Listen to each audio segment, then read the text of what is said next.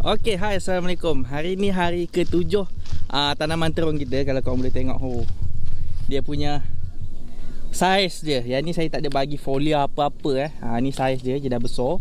Jadi hari ni saya nak select racun untuk esok punya cerita jadinya budak ni dah bagi tahu saya beberapa masalah yang ada dekat pokok terung ni.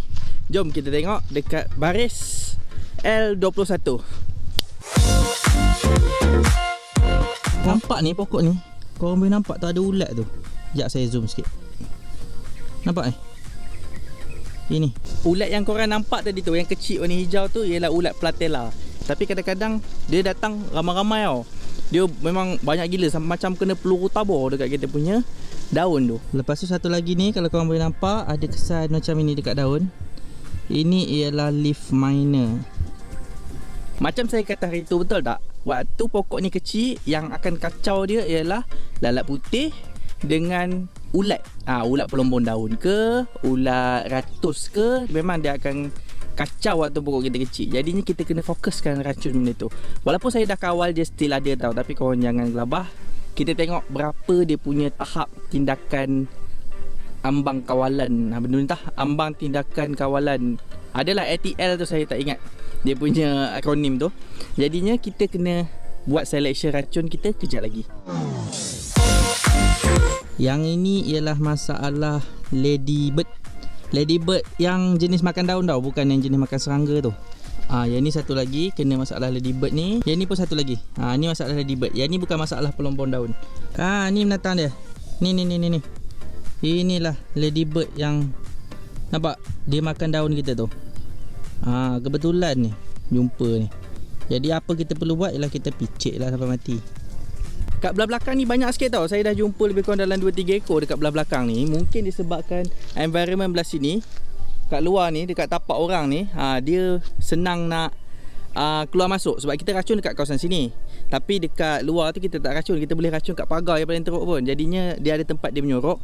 Tapi tak apa, kita akan guna racun yang ada efek keracunan perut untuk pastikan binatang ni tak boleh nak makan lagi lah. Kalau korang dah nampak kat situ, kita kena fokuskan kepada serangga yang mengunyah. Ulat mengunyah, ladybird mengunyah, whitefly dengan trip ada tapi tak banyak. Tapi kita akan cover jugalah sikit Okey, jom kita select kita punya racun.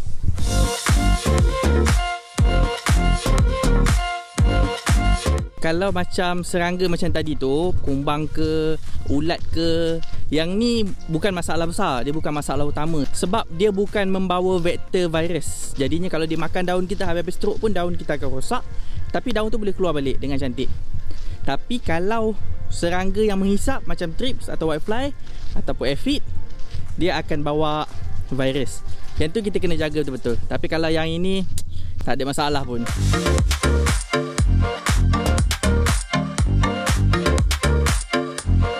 Okey, jadi dalam masa beberapa hari ni kita dah scouting, kita dah nampak serangga apa yang ada dekat kebun. Yang pertama, hari tu kita dah nampak thrips. Tapi thrips dah tak ada sekarang, mungkin je dah terkesan dengan racun plenum tu. Lepas tu kita nampak lagi ialah ulat pelombong daun, ulat platella dengan kumbang ladybird tu yang makan daun tu. Jadinya racun apa yang kita nak pilih untuk serangga ni? Macam saya kata tadi, untuk serangga menghisap, dia akan guna racun yang menghisap, yang sistemik. Tapi kalau untuk serangga-serangga yang mengunyah ni, kita akan pakai racun lain. Kita akan pakai racun yang keracunan perut. Okey, jom kita tengok racun apa yang saya select. Okey, hari tu kan kita dah racun nerve 2 kali. Kita dah bagi nerve, plenum dengan pada group 4A, neonicotinoid, Solomon. Lepas tu dalam tu ada juga daripada group pyrethroid, beta sulfutrin dalam dia. Jadinya kita dah cover nerve. Jadinya kita akan tukar pula, kita akan pakai racun Pegasus. Kalau kita tengok pada racun Pegasus ni, dekat dalam dia ada tulis ulat platella. So kita boleh pakailah racun ni, ulat platella. Pakai dia 6 ml sahaja untuk 10 liter air. Jadinya untuk satu tangki tu lebih kurang dalam 12 tangki 20 liter tu dalam 12 ml lah untuk satu ni. Ni kecil tau, mahal nak mampus ni. Lepas tu yang ni dia ada 2 efek tau. Kalau Pegasus, kalau yang lain dia Venturion yang lain, dia punya efek tu tak macam ini. Pasal kalau kita boleh baca yang ni racun yang mengandungi prebiotik daripada diafentron yang bertindak secara sentuhan dan keracunan perut serta mempunyai aktiviti ovicidal, iaitu pengawalan ke atas telur. Maksudnya yang Pegasus ni dia boleh kawal telur juga. Tapi kita tak tahu berapa keberkesanan dia terhadap telur. Tapi untuk pokok yang besar macam ni, tak ada masalah kita pakai ni. Waktu kecil-kecil ni lah kita pakai racun mahal. Kalau pakai racun mahal waktu pokok dah besar, menangis lah kita nak bayar. Jadi sikit je. Okey, kemudian selection racun kedua, saya akan pakai racun ni. Ini racun dimetawat. Dimetawat ni pun boleh untuk ulat. Sebab dia banyak sangat ulat sekarang ni. Kalau kita tengok boleh ulat pucuk kubis, lalat buah, lalat putih pun boleh. Kat belakang ni ada tulis lagi. Dan dia ialah daripada grup organophosphate yang bertindak secara keracunan perut dan sentuhan melalui perencatan cholinesterase. Saya tak reti nak baca dia. Okey, jadinya racun ni memang sesuai lah untuk kita nak kawal sekali dengan lalat putih. Lepas tu racun ni kelebihan dia busuk. Bila busuk, serangga macam kumbang-kumbang, lalat buah, semua dia tak suka tau. Jadinya memang elok kita pakai racun ni untuk kawal serangga yang datang tu.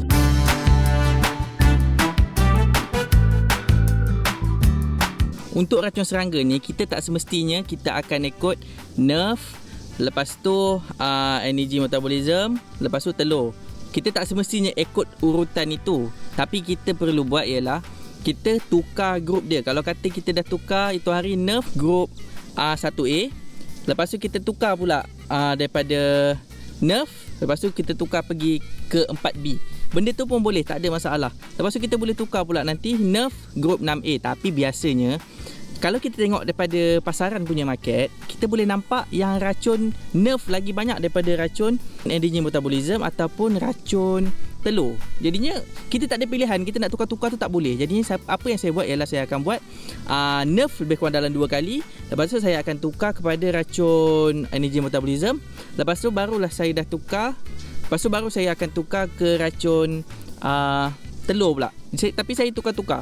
Jadi dalam seminggu tu mesti adalah 1 kali racun telur ataupun 2 kali meracun, kita bagi 1 telur. Macam itu.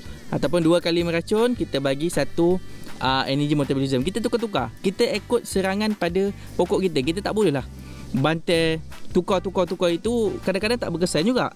Jadinya kita kena select betul-betul racun yang kita nak guna tu. Kita kena pandai, kita kena bijak monitor apa yang berlaku dekat kebun. Kita tak boleh main bantai aja.